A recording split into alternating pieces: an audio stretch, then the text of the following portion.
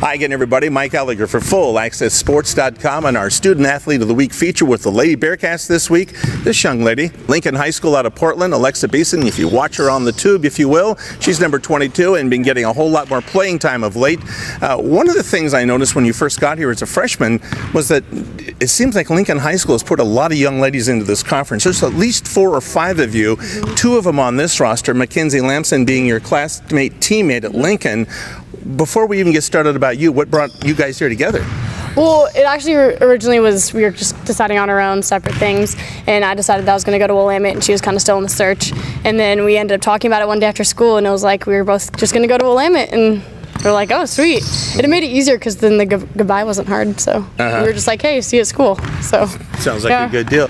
Well, having worked next door to your school there for a while, the old KGW building, I know what the community is like, and they've really, in the last, I would say, 10 to 15 years, sports has become a big deal up there at that school, where before it hadn't been. Yeah, definitely. Like, all our sports programs have really kind of taken off. Soccer's kind of always been a focus, our men's basketball team as well.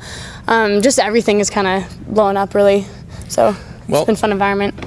One thing that hasn't been a winning environment yet, and as we're working on it, is the ladies basketball team. But it's so much better and different this year with the new look that Peg Swagner brings to this. And one of the things I noticed as this unbiased Homer broadcaster that you have is that, Alexa, you, and again, Alexa Beeson, if I did not say that name early on. Alexa, one of the things I noticed is you guys, I see in your face and your body language, despite the score, despite what's going on, you're engaged. You're engaged at practice and certainly in the games. I just see a more positive thing, despite maybe the score not going your way. Yeah. It's fun and it's easier to play that way. It keeps things exciting, and it's like I said, it's easier to play if you keep it positive, and it's amazing what can happen when you stay that way, and it's more fun.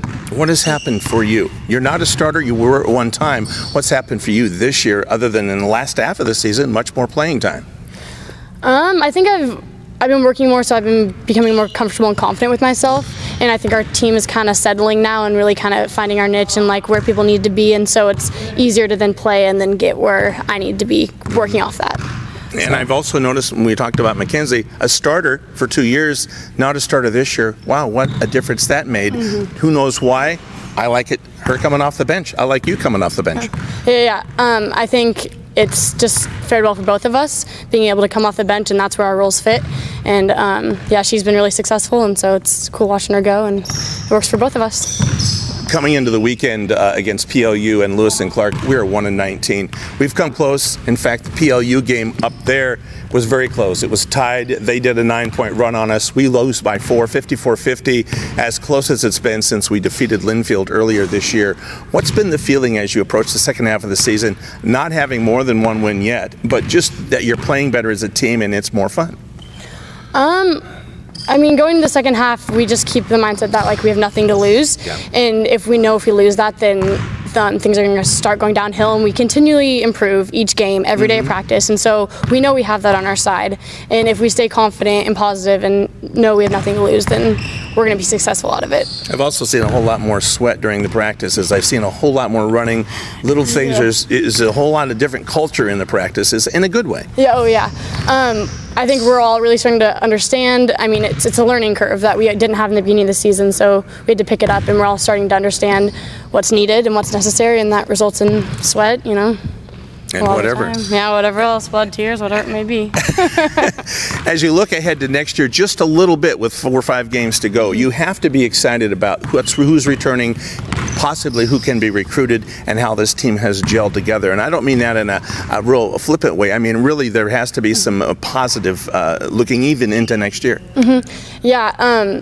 I think a lot of our minds knowing this would be a really long process going into the season, and so it's good to know that next year is when it's all really going to settle in, and we're all going to be comfortable with new Coach Peg and everyone else, and so it's with the new players coming in, we're just going to have everything we kind of need to really, really be successful. And guess what? Before next season, you've still got some more studying to do. You're going into your senior year, but she will not even be at a chance to play the very last rescheduled game, which is on the 19th at Linfield College. Her last game will be against Whitman because you're going south for part of the winter. Yeah, I'm going there for about 6 months, going down to Chile, so study abroad. It'll be a really cool opportunity. And you're studying what? Well, I'm going to further my Spanish minor, but hopefully take things within my major as well, exercise science. So. And at a university? Yeah, I cannot recall the university's name, but it's right down there in the city, so it's really cool. And it's going to be different 4 seasons, and you say further the minor because you're immersed in the language? Exactly. Immersion's the next step, and so being down there, I'm hoping it'll really take my Spanish off, so. Well, I wish you good luck with that. It's a wonderful thing to get away from home, and certainly it's a good opportunity to study in another country. One of the great things Willamette does provide so many students. Yeah, I know my sister hasn't exactly had the same opportunity at a state school, and so I'm really blessed to have this opportunity, especially with basketball, to be able to do both and go, and so it's a really cool opportunity. Work on your defense, on your rebounds. Yeah. And your free throws and that 15-footer. Yeah, exactly. I got to put in the work down there, I hope so. And seriously, good luck to you. And Alexa Beeson, a junior coming back next year, having a good time this year, making this team better for the next season as well, but also making herself better by doing this study abroad and the immersion. And I guess when you say goodbye, you will say, hasta luego. Okay, hasta luego. That's all I have. With Alexa Beeson, I'm Mike Elliger. Thanks for joining us, everybody, here on FullAccessSports.com.